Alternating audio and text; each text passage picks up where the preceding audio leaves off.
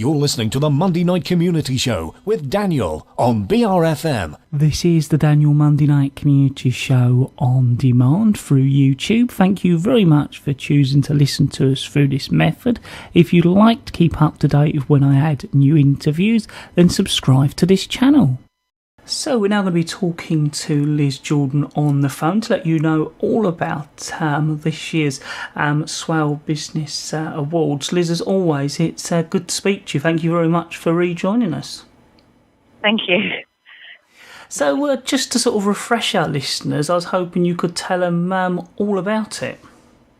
Right. Well, the Swale Business Awards, we're now in our 10th year, and it's open. The competition is open to anybody who's been in business for at least a year in the Swale area. It's defined as anybody who's paying rates to Swale Borough Council.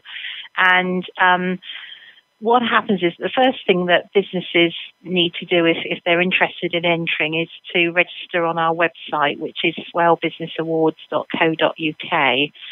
There's a short registration form which they use to indicate they're interested in entering, and then a slightly longer entry form. It's only 2 pages, and we try and make it.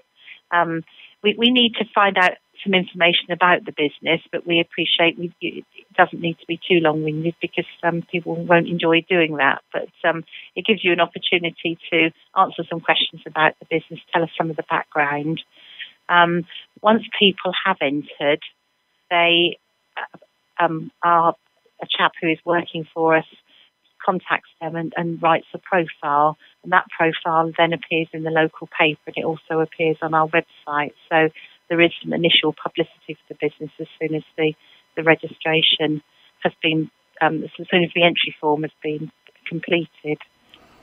So does it have to be the business who registers, or could it be someone who, I don't know, uses a business or knows about a business and thinks, they'd be a good candidate for the awards? Yes, I mean, that's a good point, because what we've done this year for the first time, on our website, there is the capacity for somebody to nominate a business. If they think a business is deserving of an award, they can go on the website and nominate that business, and then we will contact them and say, you've been nominated by someone who thinks that you ought to join our competition, and then we can follow that through. And that's been very successful. We've had, I think, probably about a quarter of our entries this year are as a result of nominations. So it is your 10-year anniversary. What's changed, or what has grown? What have you learnt in those 10 years, and what have been the achievements? I think what has amazed me, because I've been involved throughout the 10 years, is that every year we discover more businesses and some very special businesses.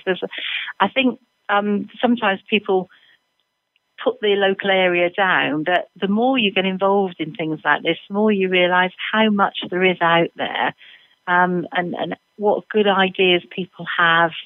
I think there are probably more people looking at working for themselves because of the economic situation that we've gone through. And they come up with some wonderful ideas and got some absolutely fascinating businesses as a result. And the other aspect of it, we also discover that sometimes there are larger businesses that are trading nationally and even internationally. But again, they don't really talk about themselves too much in the local community. And that's, it's really quite satisfying to find this information out. So are there different categories? Because I suppose there are very small businesses and also much larger ones. Yes. We have a small business award. We've got an Employer of the Year award. And then what we're doing this year, we're having 3 regional winners, one from Sheppey, one from Sittingbourne and one from Faversham, because we've realised over the years there are 3 quite distinct areas to Swale. So I don't think we've covered this. Who was sort of in the categories for winning last year, and who actually won it?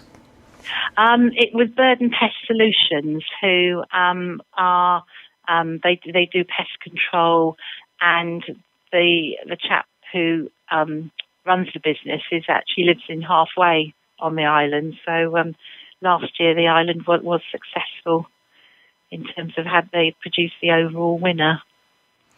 So what is the process once a business has been registered or entered? Well, what happens is we have a closing date for entries of the 31st of July. So if anybody's interested as a result of hearing this, they've got 10 days to get their application form in. Then early in August, our judges sit down and go through all the entry forms. And from those entry forms, they'll pick 12 finalists. And just on the basis of the information on the entry form, so we always say, if you think about that when you're doing your entry form, because you want the judges to think, yes, this is a business we want to find out more about. Then what we do is, for each of those 12 finalists, we actually go and visit them. So we spend 2 to 3 days, probably spend an hour to an hour and a half with each business, finding out more about the background, meeting the people.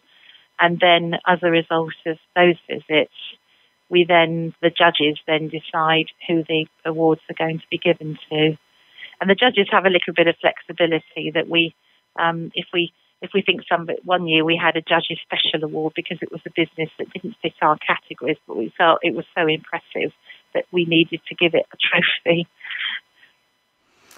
Well, I suppose that's one of the things you're talking about, the entry form, and that's one of the things, it's, I suppose, initially the business letting you know actually what they do, and that's often the difficult thing, I suppose, when you're on top of your own business, you don't always know how to promote it or even think that is something special.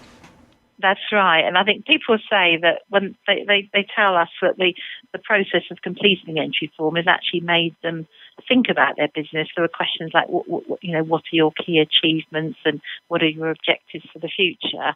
And they said they found that to be very worthwhile because it's actually made them stop and think about those questions. Was there anything else you'd like to get over to our listeners or let them know about? Well, I'd say the other sort of aspect to it, any of the businesses that have chosen to be finalists will be invited to our gala evening, but anybody else who is involved in the process can also come along if they want to. And we find that that's very good for business networking. And we sometimes find that businesses find out about other businesses in complementary activities, and that can foster relationships for the future.